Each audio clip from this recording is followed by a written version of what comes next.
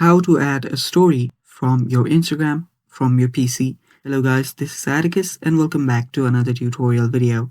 In today's video, I'll teach you guys how you can upload a story on your Instagram from your PC.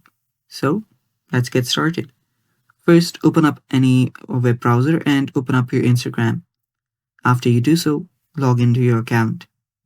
Now here comes the tricky part. What you'll need to do is you'll need to tap on your cursor and there you will see an option called inspect. Tap on it. After you do so, you will see this button right here. Now tap on this and here you will be redirected to a mobile version. Now if you go to responsiveness, you can choose your mobile's UI too. After you've done that, you should find an option that says of a story. Now if you don't find it, that might be because of your device. So what you'll then need to do is simply tap on upload a story here. Now this is basically like a mobile now. Tap on add story and then simply add your story, and it's basically that simple, guys. Thanks for watching. That is all for today's video. Stay tuned for more, and bye bye, take care.